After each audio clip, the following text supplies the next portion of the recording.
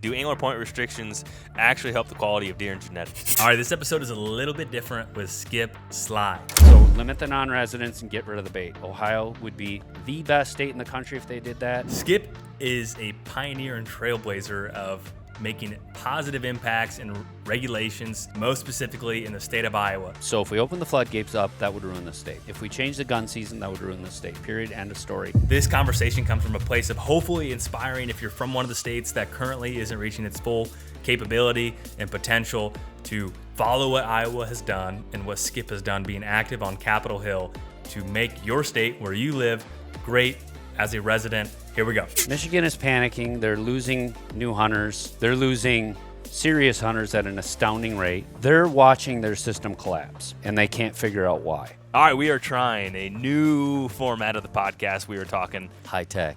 Yeah, this is a magic bucket, or basket rather, and we all threw in questions. Three different people that wrote questions, and it's going to be, we don't know what we're going to get into. What are some changes that Iowa could make that could ruin the hunting and quality? If we change our gun season ever, we're toast. If we open the tags up to any interest of any type, outfitters, non-residents, any group, we want special tags. There's a group that wants private landowners like me to be able to get a bunch of tags to sell to the highest bidder. If we do anything like that, our state is toast because there'll be all this new access. The residents will get thrown out, and all that whatever special group it is will dominate the landscape because we have such little habitat here. You know, I think we're now at about 7% timber, trending towards 6. I used to say 8, but we're actually going down.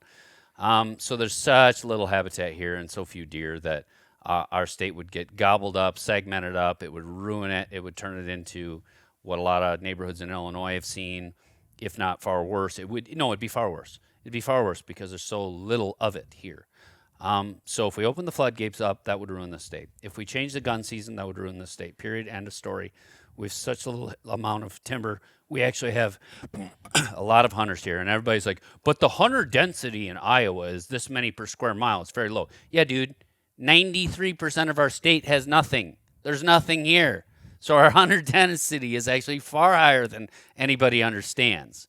And but you have about the same amount of timber as Kansas. Yeah, but Kansas has all these huge prairies and even some of the pasture lands that are just thousands of acres where deer can hide. We don't have that here. We just have timber and crops, and a lot of times there's no timber in those crops. It's just crop field for hundreds of miles. No deer, no nothing.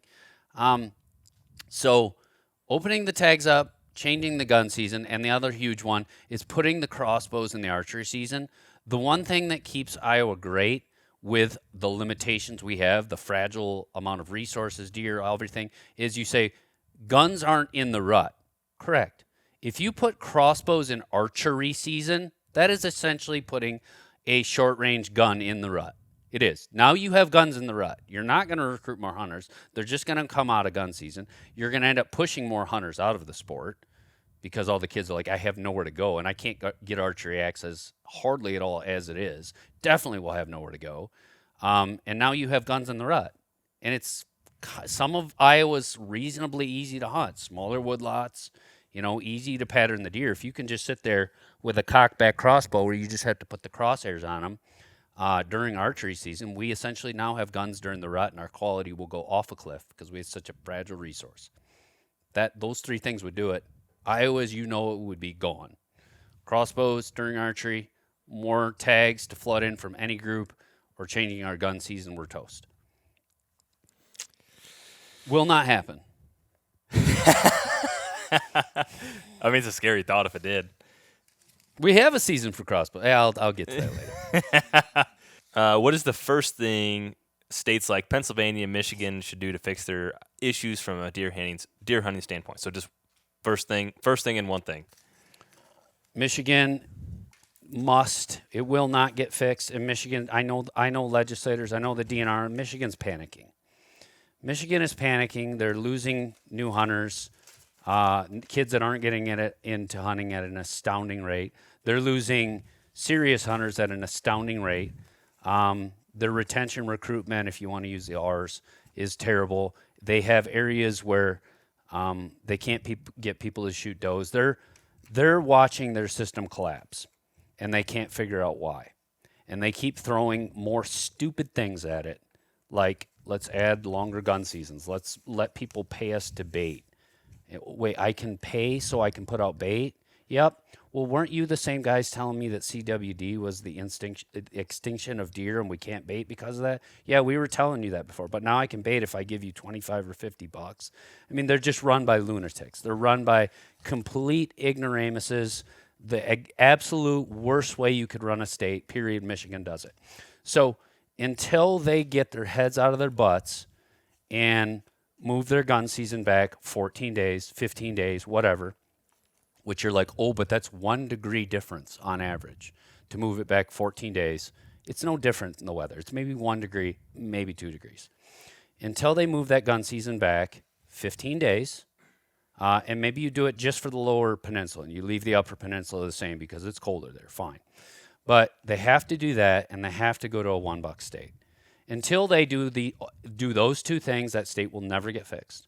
So you can debate this and that and all these things. Should we be able to bait with $25 license fee? And should we be able to have this longer gun season? Should we rain tags on people, free doe tags, a month-long gun season? We'll add another gun season. You can talk about all this stupid garbage till forever until you change those two things. $1, move the gun season. Your state is going down the tubes, and it will get to a point where you do not know how to fix it, and you cannot rescue it. And enough of the hunters have quit where you're like, yeah, we have a completely broken system here. And I'd say they're pretty much there. So Michigan, what we're doing in Iowa, copy us. Pennsylvania, same thing, copy us. Maybe don't do the amount of bucks we can shoot, which isn't as much as what you'd think because we spread out our gun seasons. You have to pick a gun season. If you shoot one with a bow, you're done. But stuff like that. You can take our regulation book and you can copy it. Those two states especially. Michigan more than Pennsylvania. Michigan is absolutely positively run more destructive, detrimental than Pennsylvania. Pennsylvania is far better managed than Michigan. And a lot of people in Pennsylvania are going, dude, my state's a disaster. That's how bad Michigan is. Michigan has gone over that cliff, and they're going to hit rock bottom, and that whole system will collapse. It really already has, and they just don't realize it. And they are panicking. Make no mistake about it. They're trying to solve all these issues, pulling their hair out, and these are like academics that have read textbooks like, well, I remember in college I read this. Let's try this. Let's rain tags on people. And, they come up with these stupid ideas. It needs you need to fire everybody in charge of there. You need to vote out most of the legislators, which is really hard, or not have them be beholden to certain groups. And it needs to be completely overhauled, or just copy Iowa. Okay, here we have, kind of leads into a little bit of the last topic here. It's often the comment, food plots and bait are the same thing. Oh, gosh. Are they? Drives me insane hearing that comment. So let's just go through this. I'll just go through this step by step. Really simple. So I always look at everything like what's the pluses and what's the minuses. And I can't with a straight face sit here and say there isn't some pluses to baiting. I understand. People don't just bait for zero reason, right? There's a reason behind it. So let's look at their merits. So the reason people bait is I want to shoot deer easier. That's about it. Me shoot deer easier. And I think I have the perception that I'll see more deer, and I don't have to scout. It just saves me so much time. That's the merits to bait. And the last merit to bait is, I sell these hunters bait, and I make money from that. So that's my livelihood. That's it, though. That's it. That's the merits. And then you go, well, what's the negatives? Okay, the browse gets destroyed around any of these artificially concentrated areas. The bait gets pulled after season, which a lot of these deer starve, especially in northern states, especially. And because their browse is so degraded and the landscape's so degraded environmentally that these deer are going to be in poor health at best. And the hunters are like, right when it gets cold, the hunters are like, well, season's done. Bait, bye. I'm not putting more bait out. Then you have things like aflatoxins in the corn piles, and people are like, why don't we have any turkeys left? Yeah, they're eating moldy corn, they're getting aflatoxins, and they're dying. You're subsidizing raccoons and their productivity and how they can repopulate at obscene levels, and everybody's gotten so lazy that they don't want to even trap raccoons. Well, I'll just try and make my feeders so the raccoons can't get into it. That's their best tactic. They're not doing anything. Another real big negative with the bait is, I go to like Kansas and I go to states with bait, and you talk to those people compared to Iowa, where I talk to hundreds I'm there all the time, and you talk to people in Kansas or whatever, and you're like, are you doing timber stand improvement? Are you doing these varieties of food plots? And it's a sliver, a tiny fraction of what people are doing in Iowa. Nobody almost unanimously is not doing timber stand improvement. They're like, why? Why do all these diverse food plots? Why improve my timber? Why plant all these fruit trees? Why do all these? I just throw out a corn pile. So their habitat is not enhanced, and all these things that benefit the whole ecosystem aren't taking place because they're like, well, I can just throw out a corn pile. So there's another negative. And then you look at like the dynamics of, well, they're the same. Okay, they're the same. Well, 1 acre food plot, which would get destroyed on me, 1 acre, it'd be gone. But when it's gone, it's gone. But if I do one big enough, let's just say it's 5 acres, can sustain wildlife into the spring. I don't have to go out there. I don't have to replenish it. When it's gone, it's kept animals healthy during the winter. But let's just say it's 1 acre. That's roughly 43,000 square feet. A bait pile is like 10 square feet. So a food plot that's 1 acre, which I can't make a 1 acre food plot hardly grow here. It has to be bigger. Would be 4,300 times larger than a bait pile. They're not the same. One, you can't even shoot across it, where the corn pile is a 10 by 10 square that is just a blob on the ground. And the other detriment to bait is like everybody would be like in Ohio. They'd say like, well, I only have 5 acres. I only have 2 acres. And the guy next to me has 7 acres. And the guy next to him has 5 acres. We all have to have bait piles if we're going to shoot a buck. Well, that's not sustainable. You cannot say, well, because I have 2 acres, I have to shoot a buck. That ruins neighborhoods. And it's like, yeah, everybody got every last buck out here, and now nobody wants to shoot the does, and we're overrun. It's all does, and all the bucks got plucked off because everybody with 5 acres has to shoot a buck. Well, I can't do a food plot. Why? Make it a 1/4 acre food plot. And if it's the same, just plant a food plot then. Well, I can't do that. Okay. Hunt on natural movement. Well, I only have 5 acres to hunt. Okay, find some more places to hunt. Go hunt public land. Go knock on some doors. If your answer is I must shoot a buck off of 5 acres and the neighbor's saying the same thing, that is not sustainable. You will ruin neighborhoods. Ruin it. So just think about the merits. And the food plots don't have all these downsides. They don't have things that kill animals. They don't wreck the habitat. They actually enhance the habitat. It takes pressure away from the habitat, done correctly. It helps birds, like the bugs in my clover plot, the chicks that can go through there and scavenge for bugs and stuff. There's all these different things. Food plots are extremely beneficial. It's beneficial to the nutrition and the balance of the whole ecosystem, where bait piles are just a way for people to take. And it's almost become, in some cases, where it's just like, dude, it's just shooting now. I just want to shoot. I have to get my deer. It's got to be easy. So I'll throw my bait out, and I can shoot. And it's like, this is still hunting, people. If these states got rid of bait, their hunting would get way better. And the last thing I'll add about the bait, all the people I grew up with, where Dad would bring them out and throw them in front of a bait pile. It's countless amount of guys that I know that did that when I was younger. And all those people I can visualize in my mind that were brought up in front of a bait pile, they all quit hunting. They all quit. I can't, and that's anecdotal. I understand that. But because it was easy, or because it was lame, or whatever words they'd want to say, dude, the deer came out to my pile. I shot them. It's not fun. It wasn't challenging. I'm not going to stay a hunter. I strongly believe that states that are open to bait will have a far lower hunter retention rate for new hunters. The new hunters are going to say, this is lame. This is what hunting's about. I have a cell cam, a crossbow, and I sit on this pile of corn. I think more of the hunters are going to quit, and I think when you have scenarios without the bait where it's harder to get the deer, and when they finally do connect, there's that huge reward and that huge, oh my gosh, I accomplished it. That's how you captivate and keep hunters. So if you don't get rid of it, your environment, your resource is going to be degraded. Your hunter retention is going to be worse. You're going to be overrun with does. You're going to get high graded for the bucks and all the other detriments. Weigh it all out. This is all I'm asking. Weigh out the benefits to bait during season versus the benefits to food plots. They're not the same. They're not even close. Just weigh out the positives and negatives of each and then come to a conclusion instead of making just a stupid statement on social media that isn't even remotely close to accurate.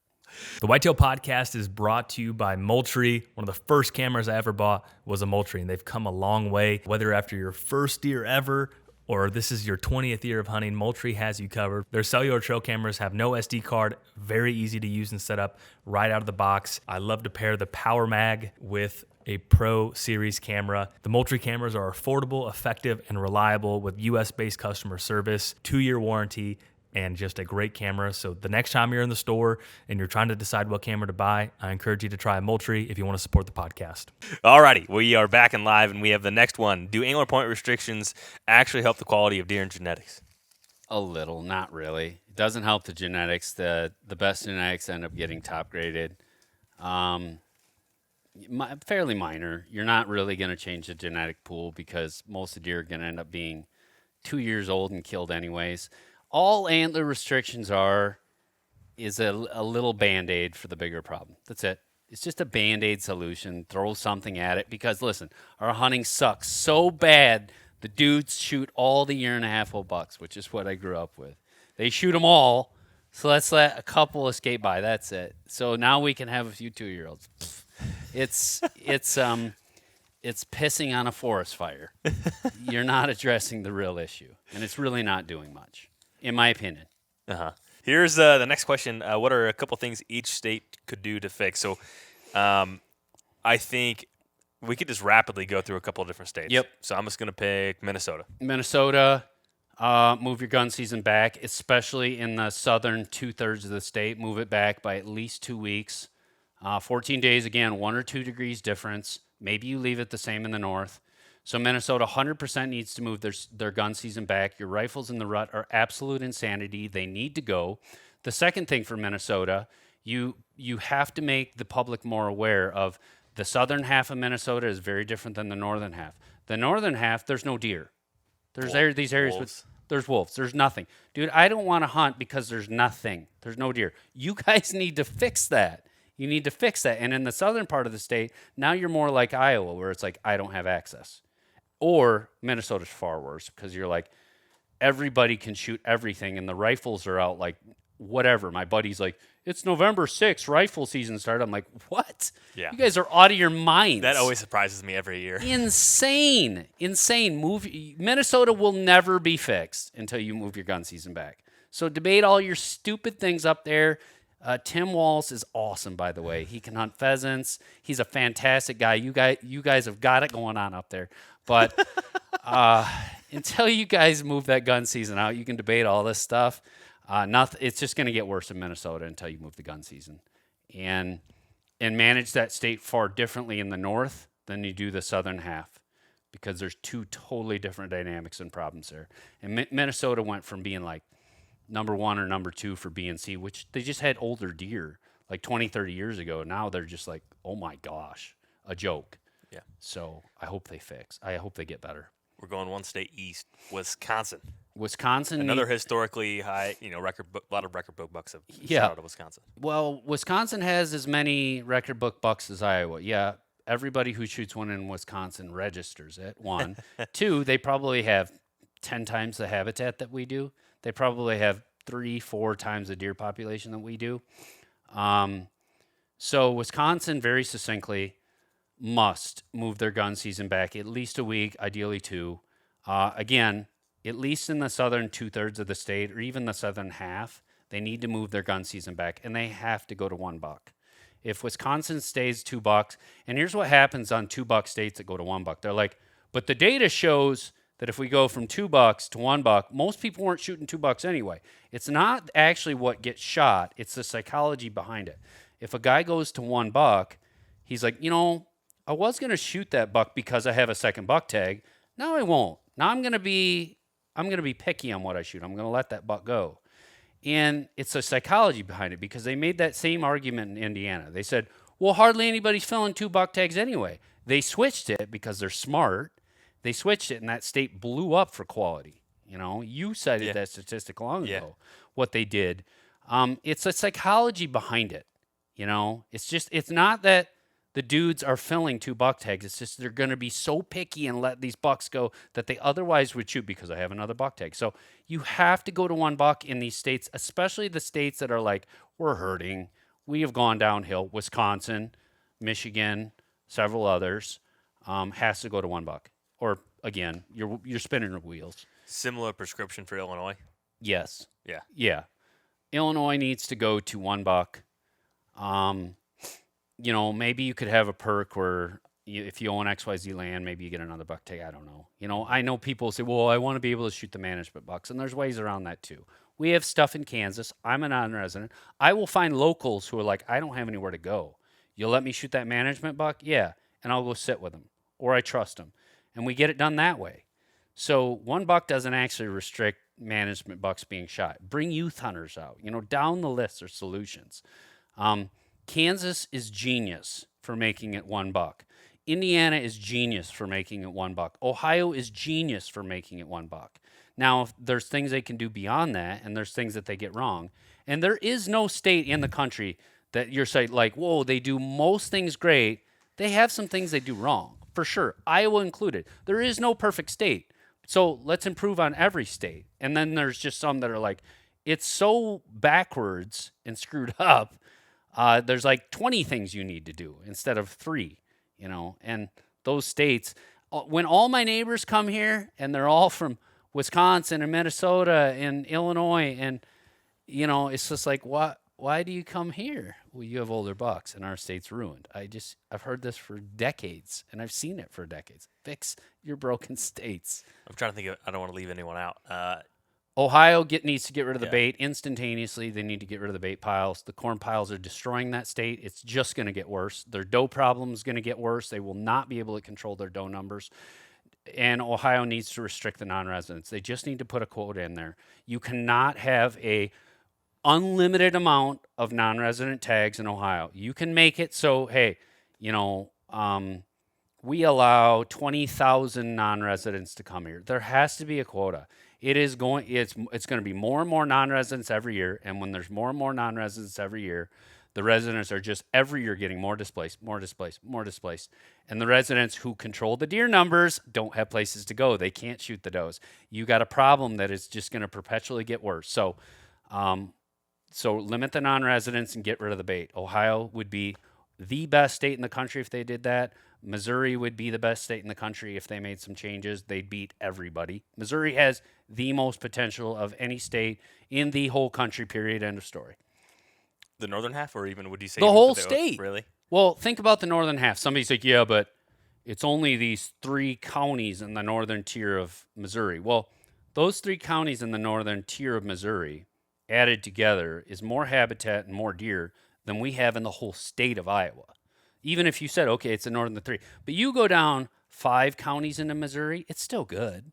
I'm all over that state. And even when you get to the southern part, you're like, now it's more, kind of mountainous or big timbers with rocks and stuff.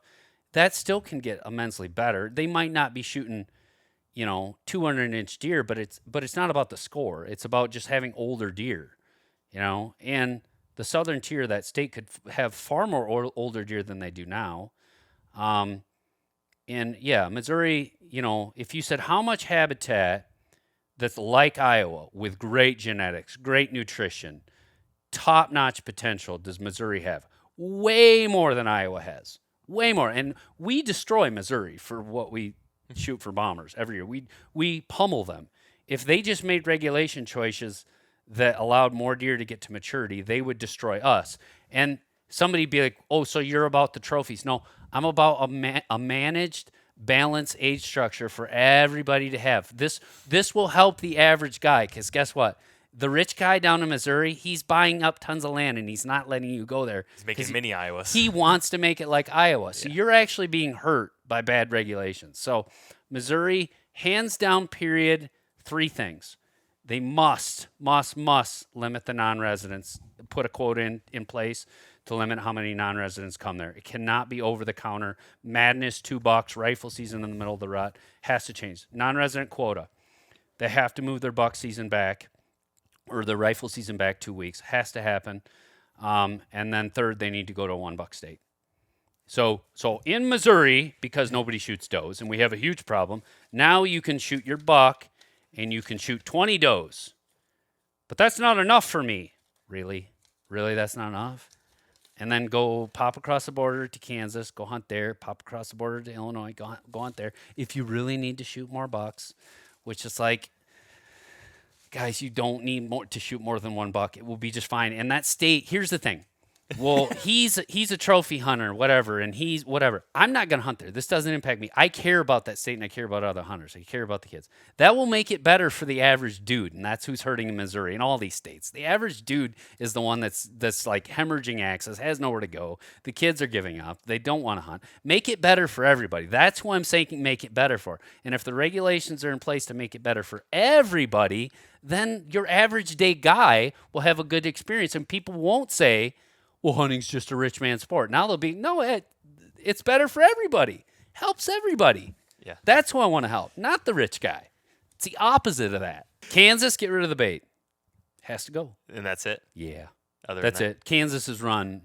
And I'd say Kansas needs to stay firm on how many non-residents they allow there. I personally, now this is splitting hairs, I personally would make the amount of acres you own, I would take it from 80 and make it like 320, and I would grandfather in the people who owned it before that point.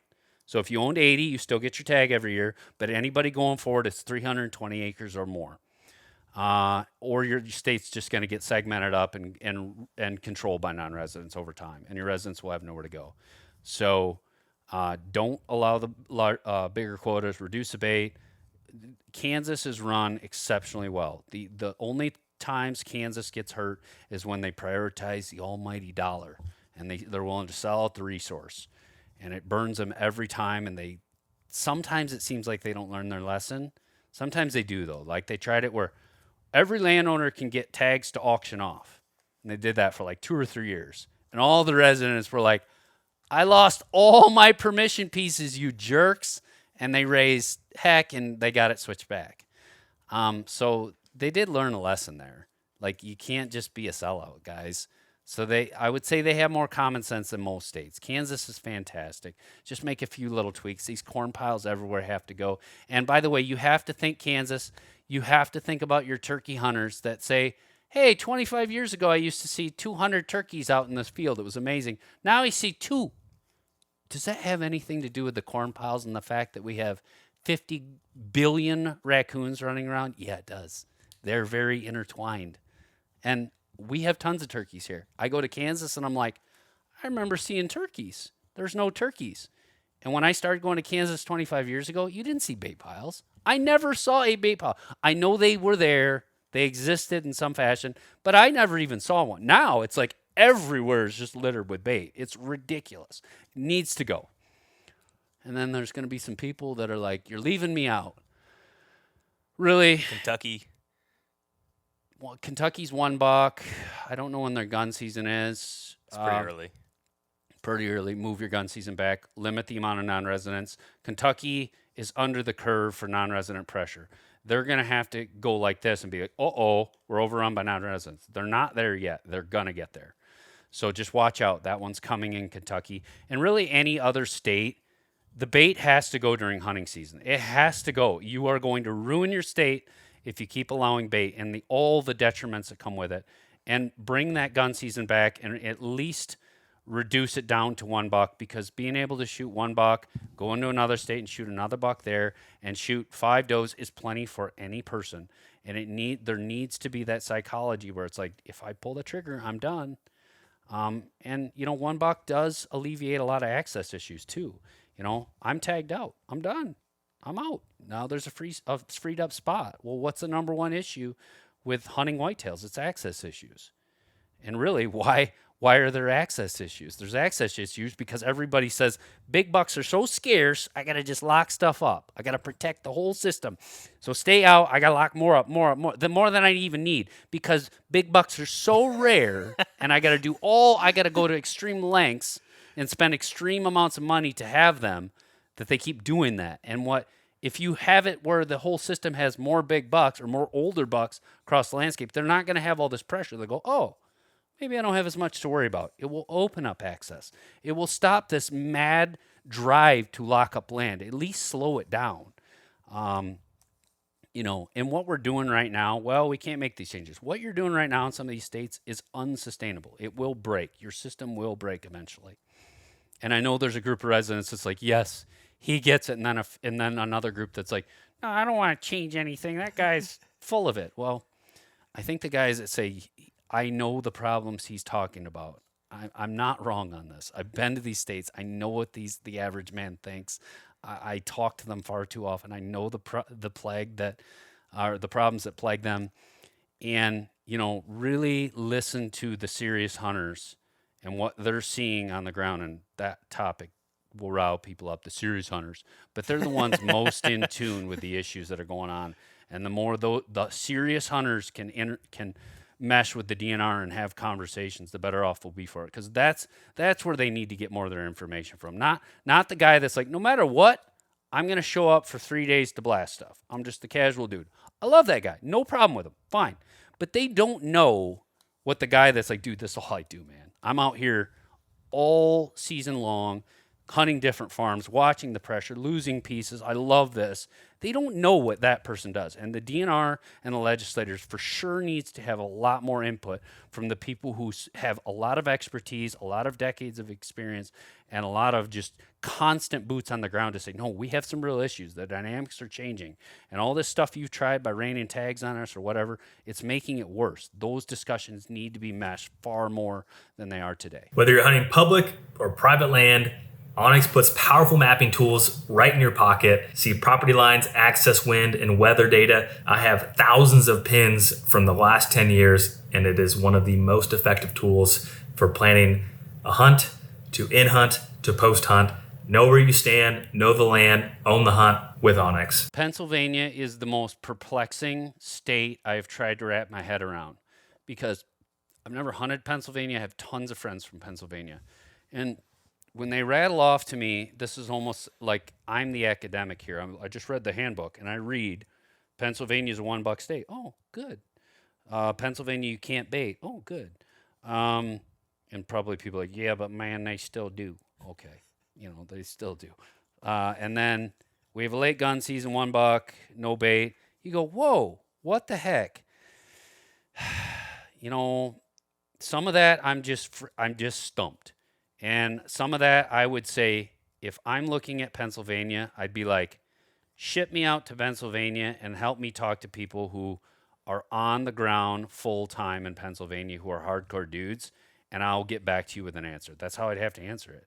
Because I haven't spent enough time trying to wrap my head around Pennsylvania or, really, really digging down as to what the core things are. Maybe it's a culture of I just have to shoot a buck. Maybe there's something more to it than that. Well, everybody around here in Pennsylvania, they have to get their buck. If you don't get your buck, you're a failure. Maybe there's some mentality, something in the water.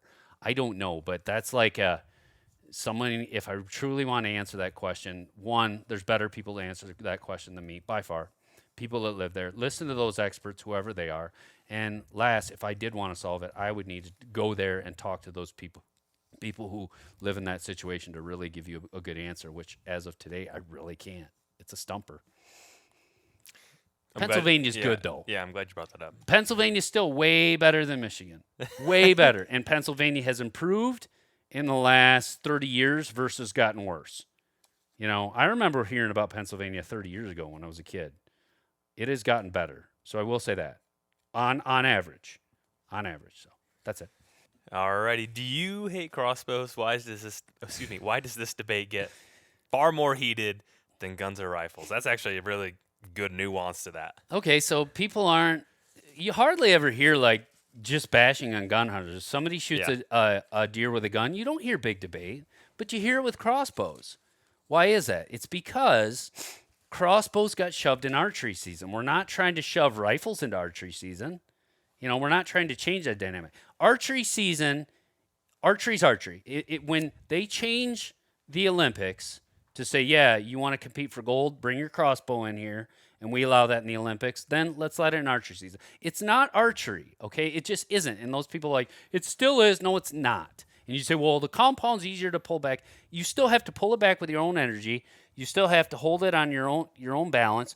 You still have to let that bow down at some point. You're still going to shake. With a crossbow, I don't have to do any of that. There's no movement to use my own energy other than before when I get in a tree stand. And I don't need to explain the physics of crossbows, but it is not the same as drawing your bow back, letting it down, holding it on your own weight. They're not the same. It has a scope. It is a short-range gun. What I have a problem with crossbows, and here's where the butting of heads comes with hunters, is because most of the time the hunters didn't ask for it to be an archery season. The crossbow companies lobbied for it, and they got the rules changed, which should have never happened. And they got it shoved in archery season because a politician or a group of politicians sold out to the crossbow lobby. The hunters didn't ask for it. So the real solution is, no, I have no issues with crossbows. 99.9% of hunters I know don't have issues with crossbows. If they're used for people that are disabled, for people with injuries or seniors, something along that lines, that's what you can do in Iowa. Nobody I know has an issue with that. Now, what I have an issue with is the crossbow people coming in and say, no, you need to put them in your archery season, and trying to get us to sell out. No, we don't. No, and the hunters don't want that. And that's what's happened in other states. It's just they've gotten rolled over. So just like guns, just like muzzleloaders, well, muzzleloaders have had all these advancements too, fine. But just like those things, they just need to be in their own season. Don't shove them in a month or 2 month long archery season. Make them their own season. Like muzzleloader here, hey, it's a 2.5 week, 3 week season. That's when our crossbow season. You want to use a crossbow? Yeah, you get 3 weeks during muzzleloader season. That's the solution. What happens is you throw them in archery season, and now you have guns in archery. And now you aren't actually recruiting more hunters. You're just packing archery where nobody has access now. You'll actually have less archery hunters probably. Over the long term, you probably will. No one will have permission. Your age class is going to get annihilated because it's just so much more effective. You're not recruiting more hunters. You'll probably lose hunters. If there was a week, okay, let's say a 4-day season crossbow, it snuck through in Iowa. You didn't hear about it. You were in a coma, and everyone's like, "Oh no." We hate to tell him this when he wakes up, but actually, November 7th through the 12th is crossbow season. That would hurt us. Would you use a crossbow during that week, No, or you wouldn't even hunt then? No, but the problem is people will be like, well, it's legal, so I'll just do it. I hate it, but it's my legal. favorite 5 days of the year. Yeah, but everybody else is going to do it, so I need to compete. I got it. If they can do it, I need to do it. And that's what happens with bait or anything. If you legalize it, people that are against it, they'll be like, well, we're all on the same playing field, so now I got to use it to compete because this is a big competition, which it's not, but that's how people view it. So it would kill us. It would hurt bad because it just take guys who are like, I don't want to archery hunt. I'll wait till gun season to blaze. And they're like, oh, I can blaze during this period with a bolt, with a crossbow. And basically, you're putting a gun season in the rut when these bucks are just running around like lunatics, super stupid. In Iowa, we would get, other states could probably absorb it a lot more than Iowa. They're just not nearly as fragile. They have higher deer populations, far more habitat, far deeper habitat. It hurt us badly. Our quality would get clobbered if that happened. We have 3 weeks for them at the end of the season, though. So we have, here you go, guys. Here's 3 weeks. You can use your crossbow if that's what you want to do. And guess what? If you're disabled, if you have an injury, or you're a senior, you can use them during archery season. We'll make an exception for you. We accommodate everybody here in Iowa, but we're also run with common sense in Iowa, and other states aren't. And we also don't sell out our resource and let the lobbyists buy politicians, or we at least fight back if they try. Yeah. So Iowa is not for sale. There you guys have it. I want to say thank you so much for making it this far. I want to say thank you to Moultrie, Onyx, Hawk Optics, Painted Arrow for supporting the podcast. We're going to be bringing part 2. I'm telling you, there's going to be a disclaimer at the beginning of that episode because it is very passionate and from a good place. So we're going to be sharing that later on, and we will see you next time.